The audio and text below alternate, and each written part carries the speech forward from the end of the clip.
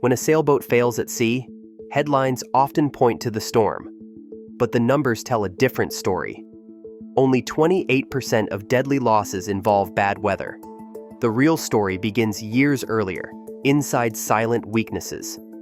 Tired metal, corroded fastenings, and crucial joints are quietly pushed past their limits. The myth is that the ocean is the main threat. The uncomfortable truth is that most boats fail long before the wind rises. So what are we really missing beneath the surface? Scan the headlines after any high-profile sailboat loss, and one pattern repeats itself. The storm takes center stage. Dramatic weather dominates the story, even when the real numbers tell a different tale.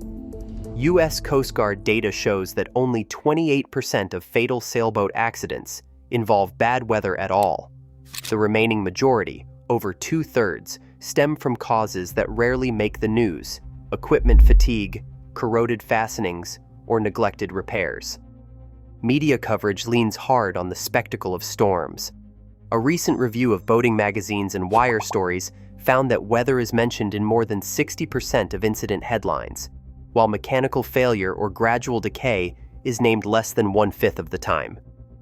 This focus shapes public perception, creating the impression that the ocean is the main culprit. Meanwhile, insurance records and surveyor logs quietly document a different reality. In the Atlantic Rally for Cruisers fleet, for example, only 12% of losses were due to storms. Rigging failures and structural fatigue accounted for more than half. Survivor stories and dramatic rescues capture attention, but they also reinforce a simple narrative: a villainous sea, a brave crew, a struggle against nature. The quieter, more uncomfortable truth, slow accumulation of unseen damage, rarely gets a headline. As one veteran surveyor put it, "People want a villain. Storms make a tidy story. A storm offers a clear villain, a force of nature that can be seen, measured, and blamed. It is a story that brings comfort because it makes sense. When a boat is lost, people want a single moment to point to, a dramatic battle between crew and sea. This instinct runs deep. Psychologists call it the search for narrative simplicity. The mind prefers a tidy cause over a chain of invisible, technical failures. Survivor accounts and news stories feed this need, repeating the idea that disaster strikes without warning, and that only luck or heroism determines the outcome. But the reality is quieter and much less satisfying. Most failures begin years before, hidden behind shiny surfaces and reassuring routines. There is no headline for a hairline crack in a chain plate or for the slow spread of corrosion along a buried bolt. These are failures of process, not spectacle. They are creeping mechanical changes that do not announce themselves until the final obvious break. The human mind resists this version of events. It is easier to imagine a single overwhelming enemy than to face the discomfort of knowing that every passage, every season, adds invisible stress. Curiosity lingers in the gaps between what is seen and what is missed, waiting for the story beneath the surface to be told. Every passage a sailboat makes is recorded not just in logbooks, but in the metal and fiberglass of its structure. Each wave, each tack, every hour under sail adds a tiny entry to an invisible ledger, a tally of stress cycles, flex, and vibration. Modern fatigue science explains why these small, repetitive loads matter so much more than the rare extremes. When a mast sways at anchor or a hull flexes in a short chop, microscopic cracks begin to form at the points of highest tension: welds, bolt holes, and swage terminals. These cracks are measured in microns at first, invisible to the naked eye, but with each cycle, sometimes millions over a boat's service life, they propagate deeper, branching and growing with the rhythm of the sea. Laboratory SN curves, the backbone of fatigue research, chart the relationship between repeated stress and the number of cycles to failure. For common marine stainless steels, Endurance limits are reached after roughly 1 to 10 million cycles at stress levels typical of offshore sailing. Miner's rule, a simple but powerful tool, predicts that damage accumulates linearly. Every stress cycle, no matter how small, subtracts from the total life remaining. Corrosion acts as an accelerant, especially in places where water seeps into confined spaces, inside a swage fitting, behind a chain plate, or along a keel bolt thread. In these locations, pit formation and crack growth work together, reducing the expected lifespan by half or more compared to dry laboratory conditions.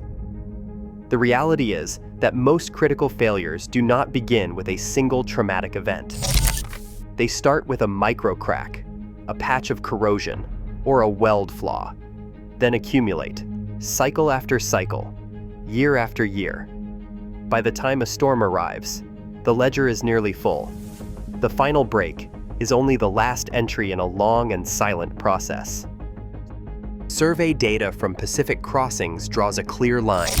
Rigging failures account for 34% of all major breakdowns at sea. This figure is built from field reports, insurance claims, and the lived experience of hundreds of boats. A shipwright notes that surveys repeatedly show hidden chainplate corrosion and bolt fractures in production boats between 15 and 25 years old. Chainplates buried behind cabinetry trap moisture and cause crevice corrosion. In a 20-year-old coastal cruiser, the backing plate rusted unseen, delaminating the tabbing and forcing a costly repair. The practical step is simple: remove the liner, check for blistering, and use a bore scope behind the chain plate. Surveyors warn that visual inspection alone misses most early failures. Keel bolt compromise follows a different path. A 42-foot cruiser with a history of minor groundings developed leaks at the keel to hull joint. Corroded bolts hidden beneath the engine room fatigued until the joint flexed under moderate seas. Insist on bolt photos and probe for movement, especially if the boat has ever touched bottom. A marine surveyor confirms that grounding-related keel bolt corrosion and seam leaks dominate routine survey claims on cruisers 20 to 30 years old. Standing rigging tells its own story. Swage fittings on a 15-year-old sloop failed from internal fretting, leaving one shroud slack and overloading the chainplate. Riggers recommend a pull test if wire is over 10 years old. Veteran riggers note that fretting from cyclic motion breaks strands invisibly inside swages. Rudder stocks are the quietest risk. On a 38-foot production boat, bearing play grew unnoticed until the rudder seized in heavy weather. The checklist is clear: measure fore and aft play, repack glands, and inspect the tube annually. Shipwrights agree that rudder wear is overlooked until it becomes a crisis. Across these cases, the evidence converges. Most failures are not sudden, but serial. Each component leaves clues, if anyone is willing to look.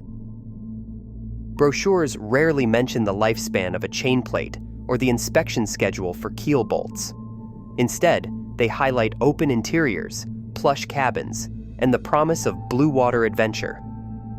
The language is inviting, but it often obscures what matters most. Terms such as offshore capable or built for the sea appear without reference to actual load cycles, fatigue margins, or the realities of long-term stress.